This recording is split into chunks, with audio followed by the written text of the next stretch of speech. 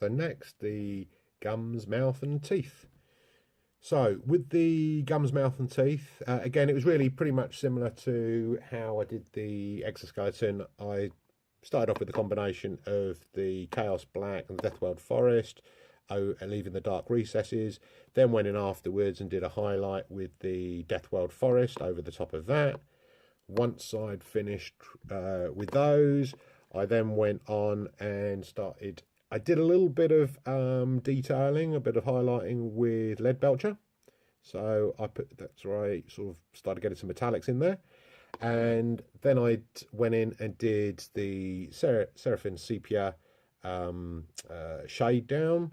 So again, applied a couple of coats of that, and then went in with some Leviathan purple to bring again the sort of the tones into how I wanted them in the mouth area. I also used some of the Schmeichel, whatever it is, titanium white. Really good this, and I use this to pick up the highlights in certain areas. Just to mention, actually, I do use this sort of sporadically, if you like, in various parts of the model to bring some sort of highlights and flourishes to certain areas. So yeah, so that was how I approached essentially, well, I don't know if we're going to be able to get this in here, but the teeth area and around the actual gums, as I call them, this jowl around his mouth and so on. So yeah, bit tricky to get right in there to the interior teeth, but steady hand and all that, you get there in the end. So yeah, that's how we did the gums, mouth and teeth. So the skin, slits and horns. So I'll point out these areas in a second, but essentially what I used for those was my Schmeichel titanium white to catch those. Again, real tricky bit of work doing it on these, but just a bit of time and patience. But I use this to be able to actually get them to a nice highlight. I also, in other areas, selectively, I used the Citadel lead belcher as well. And then afterwards went in with various shades, Seraphim Sepia, Leviathan Purple and Nuln Oil to apply those. What I tended to do was the areas that I'd done with the white, I went in more with the sepia and a little bit of Leviathan Purple. Again, those sort of mixed together. I did it once with this, mixed it together, both together, with a bit of medium to make it thinner. And then the areas that I'd done more with the lead belcher, I then went in with some Nuln Oil and Leviathan Purple. Same sort of technique.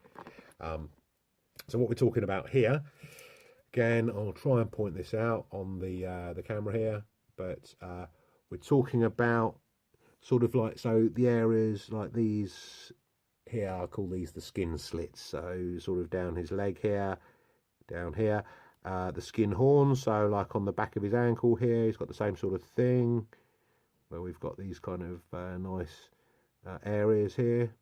And he's got those sort of flowing all around the body, including on the top of the head and so on. Onto the tail. So with the tail, what I decided to do was a superb material for being able to surface, to be able to actually do dry brushing. So it's the only part of the miniature where I did that. And so I started off with a combination of Deathworld Forest. So Deathworld Forest from Citadel. That went on with Citadel small flat dry brush. So that first, then I mixed Deathworld Forest and Zandri Dust, I should say. That was a combination of sort of 2 parts Deathworld Forest to 1 part Zandri Dust. Again, that was dry brushed over, again a bit more focused. And then I went in with dry brush number 3, if you like, which was just the Zandri Dust. So again, even less amount that I want to be dry brushing there, just to get the transitions going. What I then went in and did, I did my Seraphim Sepia shading. So I applied that a couple of times. Again, I don't just flood the whole area. I do it a little bit more selectively and carefully. But that went on a couple of times. Once I'd done that, I also went in and did some lead belcher from Citadel. So that went in and I did the dry brushing over the top and a little bit of highlighting on the tip of the tail. And finally, Agrex Earthshade. Used a little bit of that. I watered that down a little bit with a bit of Lamium Medium, just to kind of get it focused down a little bit. I also mixed in a little bit of the purple ink from Army Painter, War Paints. Yeah, so I put a bit of that in as well, a bit of the purple ink.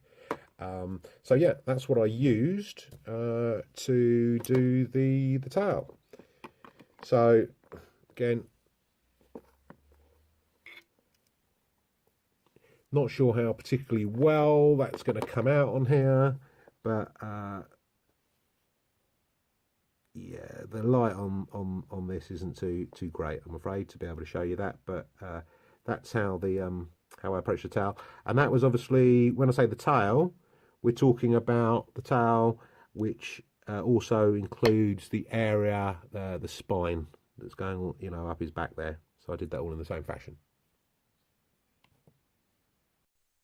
So I hope you enjoyed that little video tutorial there about how I completed painting the Alien Royal Guard. So this is MC Miniature Models Painting Zone. I'm Matt. Please come back again. I'll try and get one of these videos together again. Please give me some feedback. Really like to know what you thought about it all.